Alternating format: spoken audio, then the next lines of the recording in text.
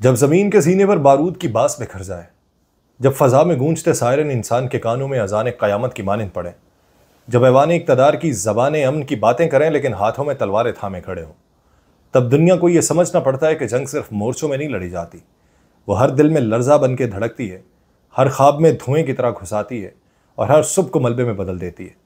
Iran और Israel की जंग अपने दामन में सिर्फ तबाही नहीं, हैरत, साजिश, बेयकीनी और रऊनत की वो लकीरें भी समेटे हुए हैं जो जंगों की बजाय कहानियों की किताबों में मिलती हैं।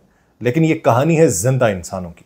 यहाँ एक एम्बुलेंस भी महफूज नहीं, एक फौजी कमांडर की शहादत किसी मोर्चे पर नहीं, एम्बुलेंस के अंदर होती है। यहाँ मिसाइल सिर्फ शहरों पर नहीं, बयानियों पर भी गिरते हैं। यहाँ अमन की सालसी का पैगाम जिस सरजमीन से बाद में उठता है, उसी लम्हे से पहले उसकी फ़ज़ा में जंग का साया लहरा रहा होता है। ये महज एक तनाज़े नहीं, ये तारीख के सफ़ात पर खून से लिखी जा रही वो तहरीर है जो हमें बार बार याद दिलाती है कि ताकत के ऐवान झूठ की बुनियाद पर तामीर हों तो एक दिन मलबा उन्हीं के कदमों में होता है। ये वो लम्हा है जब दुनिया देखती है कि एक शख्स जिसने सदारती मुहिम में जंगें ख़त्म करने का वादा किया था, वही अब जंग का सफ़ीर बन चुका है। ये वो मकाम है जहाँ कौमों के सब्र का पैमाना छलक जाता है और ज़मीन की खामोशी चीख में बदल जाती है। आप सब पर सलामती हो।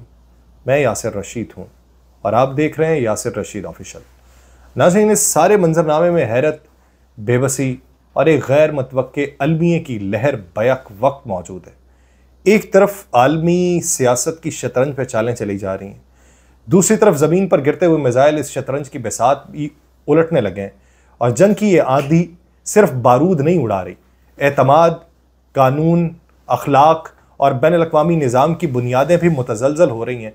और शायद ये वो लम्हा है जिसके बाद दुनिया कभी वैसी न रहे जैसी दुनिया कल थी, क्योंकि कल जो वाक़या मशरक़ वस्ता की सरज़मीन के ऊपर पेश आया, उसके बादलों में मंडलाया, ये वाक़या मशरक़ वस्ता की जंगी सूरत हाल में एक इंतहाई अहम मोड़ की निशानदही करता है, जहाँ महज दो फरीकों की लड़ाई पूरे खत्ते को लपेट में लेने के दहाने पर पहुँच चुकी थी। ईरान पे इसराइल की जानिब से ताज़ा तरीन बमबारी का वाक़या भी महज एक हमला नहीं था, बल्कि एक वसी तर जुग्राफियाई पैगाम था। इसराइली तैयारे उठे, ईरानी मकामात पर दोबारा पहुंचे जहां कुछ रोज़ पहले अमेरिका ने हमले किए थे और वहां पे शदीद बमबारी कर दी। यानी नातान्स पे, अस्फहान पे और उनकी जो न्यूक्लियर साइट्स थी उसके ऊपर हमले किए गए। और ईरान के पास इस बात की मुसद्दिका इतलात थी कि फ़र्दों के ऊपर जो हमले किए गए हैं, ये इजरायली तैयारे किसी मुसलमान रियासत में मौजूद किसी अमरीकी बेस से उड़ान भरते हैं और फिर ईरानी सरजमीन पर हमलावर हो जाते हैं। और यही इतला ईरान की पॉलिसी का नुक्ता आगाज़ बनी और यही वजह थी कि ईरान ने वो वादा याद रखा जो उसने खित्ते में अमरीकी बेसिस को निशाना बनाने के हवाले से बहुत पहले दे दिया था। और उस वादे की तकमील का आगाज़ हुआ गुज़श्ता जब ईरान ने कतर में मौजूद अमरीकी एयरबेस को बराह रास्त निशाना बनाया। इब्तदाई खबरों ने इस हमले को एक बड़े पैमाने की जंग का पेशखेमा बना दिया था। बाज़ ज़राए ये दावा करते हैं कि ईरान ने बैक वक्त मुत्तहिदा अरब अमारात, बहरीन, कुवैत, कतर, इराक, शाम और सऊदी अरब में मौजूद अमरीकी तंजीमात पर हमला कर दिया।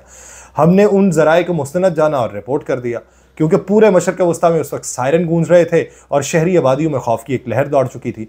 लेकिन जब खबर की गर्द बैठी और सूरत हाल की हकीकत वाज़ेह हुई तो ये मालूम हुआ कि मशरक़ वस्ता के सब ममालिक के अंदर जो ख़तरे की घंटी बजी है, जो सायरन गूंजने लगे हैं, वो बुनियादी तौर पे ये था कि वहाँ पर ये खदशा था कि शायद ईरान उन पर भी हमला कर देगा।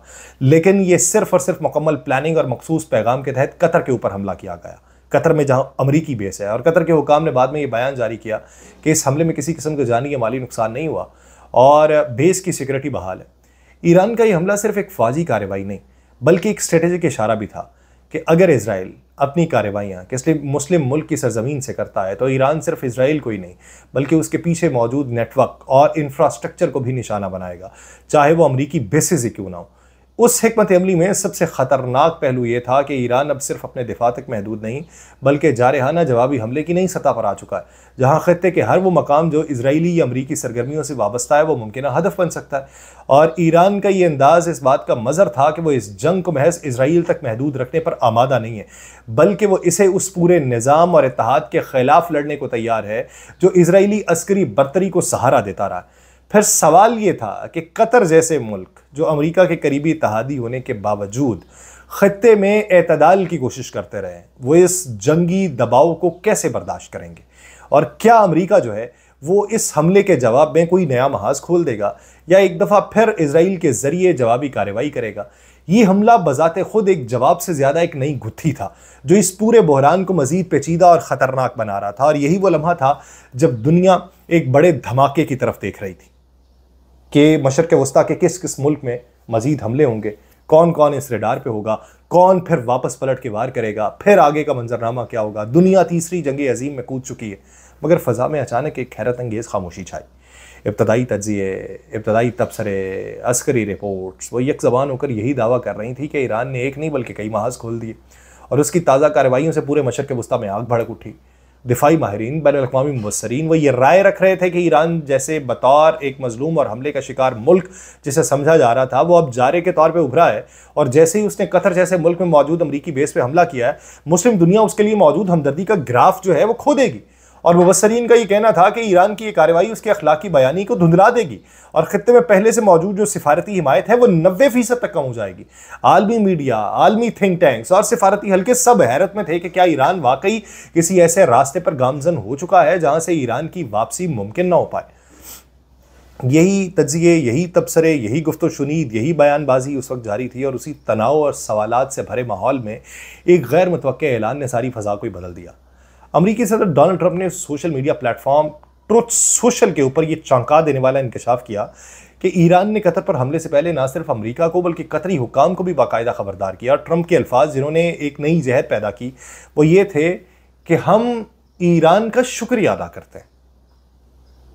अब जब वो ईरान से इजहार तशक्कुर कर रहे थे और साथ में कतर से भी इजहार तशक्कुर कर रहे थे और उन्होंने ये कहा कि मशरिक़ वस्ता में अमन कायम रखने के लिए ताउन किया, ईरान ने बहुत नरमी से और महदूद दायरे में हमला किया जिससे कोई बड़ा नुकसान नहीं हुआ और अब अमन का वक्त आ चुका है, तो वो बयान गोया अचानक बदलते बयानिए का ऐलान था। तज्जियों का रुख पलटा। ईरान की अस्करी हिकमत अमली को एक समझदार सिफारती कदम के तौर पर देखा जाने लगा। जिस हमले को इश्तियाल अंगेज करार दिया जा रहा था वो एक अलामती इंतबा बना दिया गया और एक ऐसा कदम जिसका मकसद खून खराबा नहीं बल्कि ताकत के तवाज़ुन को चैलेंज करना था। ईरान के नाकदीन भी इस पेशगी इत्तला को संजीदगी से लेने पर मजबूर हो गए। यूं जो लम्हा एक मुकम्मल जंग का पेश खैमा बन रहा था वो देखते ही देखते यकायक एक नई सियासी बिसात में बदल गया। ईरान ने सिर्फ एक हमला नहीं किया था बल्कि उसने अपनी एक जंगी चाल में सिफारतकारी को बांध के दुश्मन के रद्द-ए-अमल को महदूद कर दिया था। खित्ता जिस आग में जलने वाला था वहाँ फ़िलहाल धुएं के बादल ज़रूर है मगर शोले नहीं, और ये ईरान की उस हिकमत अमली का नतीजा है जिसने सिर्फ हदफ पर मिसाइल नहीं बरसाए बल्कि आलमी राय आमा को भी अपने अंदाज में हदफ बनाया और कामयाबी से अपनी पोजीशन महफूज संभाली। ये वो लम्हा था जब मंजरनामा यकायक एक नई गुत्थी में उलझा।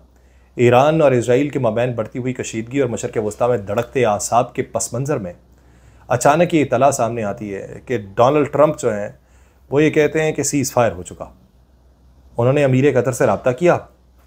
ये इत्तला जितनी गैर मुतवक्के थी उतनी अहम भी थी क्योंकि ट्रंप की तरफ से अमीर कतर को ये पैगाम पहुंचाना कि इसराइल जंगबंदी पर आमादा है और कतर से कहा गया कि वो इस पैगाम को ईरान पहुंचाएं, और ईरान ने कहा कि अगर कतर सालसी करता है तो हमको ये कबूल है, और ये फौरी तौर पर फैला।